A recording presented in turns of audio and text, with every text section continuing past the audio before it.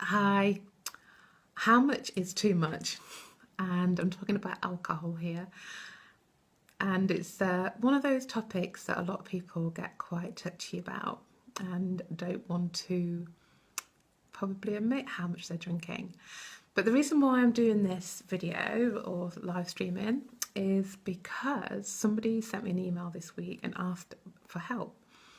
She is postmenopause of quite a few years, probably about 5 years, and she was still having symptoms and hot sweats and not sleeping very well, also some depression.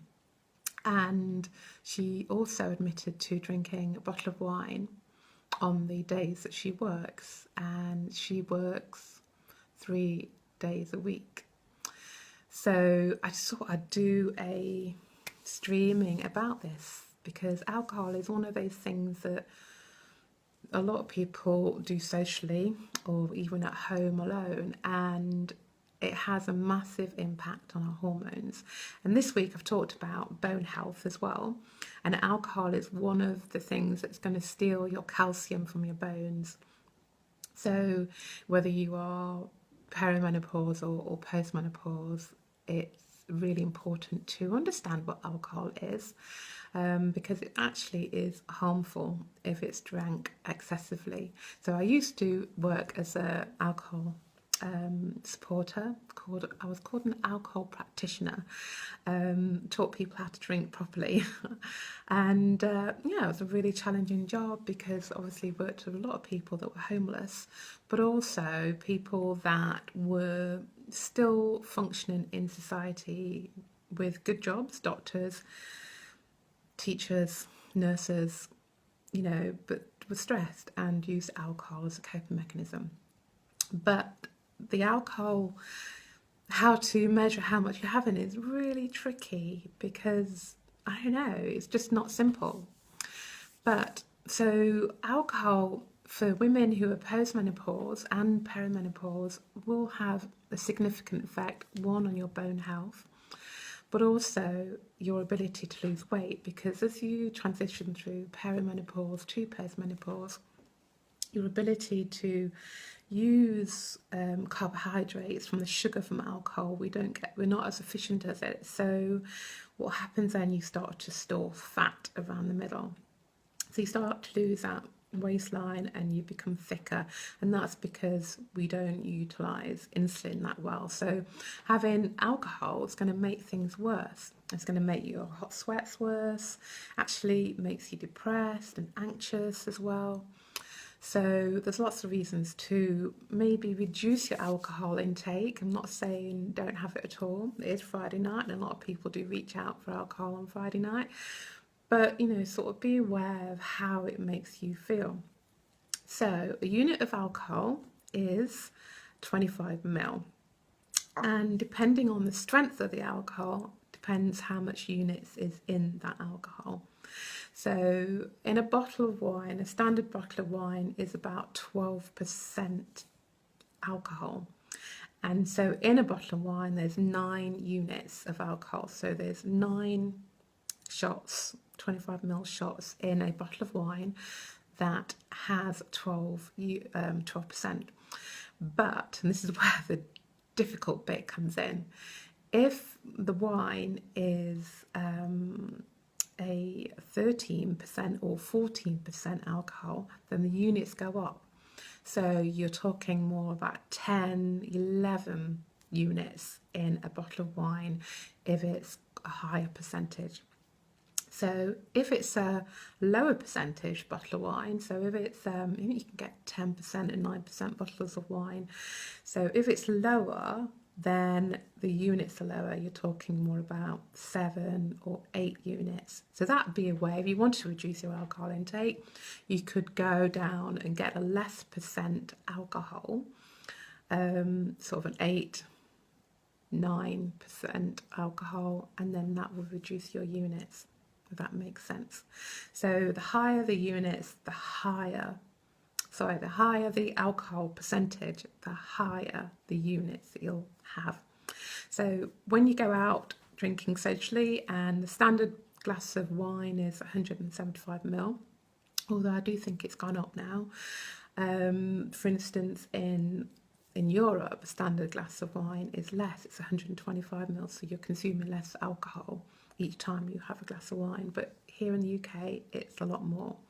So a standard bottle of glass of wine is 175 ml, and in that you've got 2 units of alcohol. So if you're going for a large glass of alcohol, you're probably having around about 3. So if you're having a large glass of wine and you're having 3 glasses of wine while you're out, then you've drank roughly the same as a bottle of wine. So you've had about 9 units. So it's really easy for your units to go up. But it takes roughly an hour per unit. So each unit takes roughly an hour for your body to sort of get rid of it. So alcohol stays in the body roughly for an hour. For women, it's longer, but we don't know exactly what it is because our bodies are smaller and just where we're made up. So that's something to pay attention to. The alcohol stays in your body for an hour per unit of alcohol. Right, so, and then if you have beers, depending on the strengths of beer, that changes. A weak strength of beer, you're talking a pint, you're talking about 2 units. If it's a strong beer, premium beer, you're talking about 3 units per pint. So it's really, really tricky. But I use this, it's called a fast score that I used to use when I worked with dependent drinkers. But I also use it in my clinic as well, because I think sometimes if you have how much you're drinking written down, then you might stand back and have a look and see that you're drinking too much. So I'm just going to turn the camera around. Right, so this is a fast score. You can download this, I'm sure, from the internet if you wanted to know how much you're drinking. And you can see it's got your drinks up here, and it tells you like how many units are in things. And a bottle of wine, again, that'd be a 12% bottle of wine that would have 9 units in it. But if it's a higher percentage wine, then it's going to go up. If it's a lower, it's going to go down. And then your average glass of wine, but most people drink more than that when they go out. And then ciders are pretty strong actually in alcohol compared to beer. So in a cider, 440 ml bottle, you've got 4 units compared to a weak beer, which has only got 2 units in. So cider is a lot stronger. And then your alcohol pops and things like that.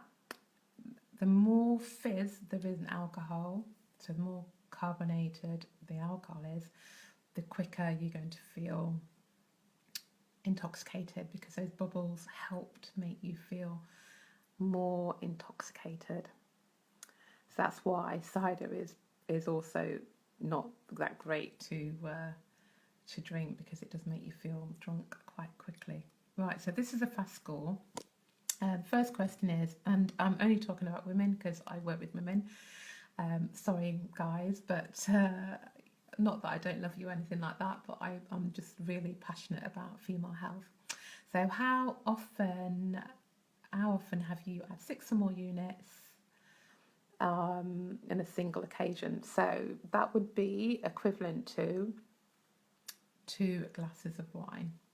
If it's a large glass of wine. If it's a small glass of wine, then that's 3 glasses of wine, 175 ml. And if it is a 12% wine, that would be equivalent to 6 units.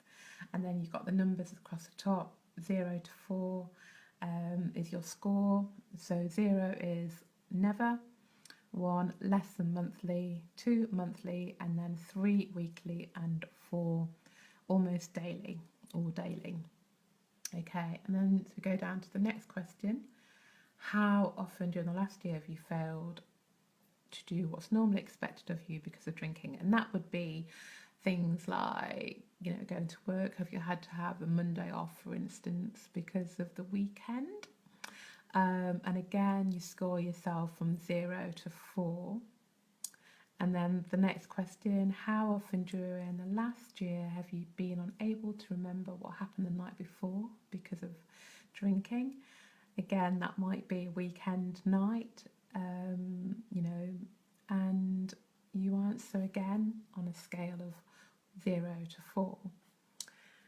And then the final one is, has a relative or friend or doctor or healthcare worker been concerned about your drinking and suggest you cut down? And again, it's slightly different. So you've got no, or yes, but not in the last year, or yes, not during the last year.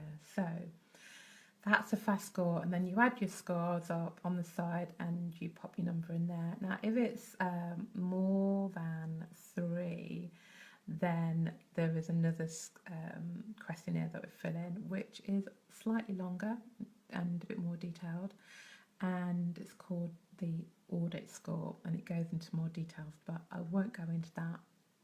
But you can find them online. If you are drinking more than, if your fast score is pretty high, then you might want to seek some help, because there might be a level of addiction going on. Now, addiction doesn't have to be that you're waking up every morning and you're reaching for your bottle of cider. That's the extreme, and I worked with those people. But an addiction could be that, Friday night, you can't wait to go out. It's a social addiction, basically. So Friday night, it's all about the crack, going out with your friends and getting drunk. That's a social addiction. And then you've got the psychological addiction, so which is what the person that emailed me, I think that's what's going on with her, is that she feels that she can't cope, therefore she's drinking alcohol to self-medicate, to make herself feel better than she actually is. So that's social addiction. And then you've got the physical addiction, which is what I talked about. A lot of the clients I worked with in the past used to wake up, and drink cider before they'd have anything to eat, because they felt they had that much alcohol in their body, that much alcohol in the body. They were used to that amount of alcohol in the body, and when their body was running out of that alcohol, they had extreme symptoms like sweating and shaking and vomiting and diarrhea. So in order to feel normal, they would need to drink alcohol. And so physical addiction is really awful. Nobody chooses to be physically addicted to alcohol. So, but it happens, and it happens to anybody, class, sex, background, religious background, anybody. It is, it's there. So that's what I want to share with you. So yeah, how much is too much? A woman is the recommendations for women is 14 units a week. I personally think it's too high. If you have any symptoms, menopausal symptoms, and you notice that every time you have some alcohol, it makes things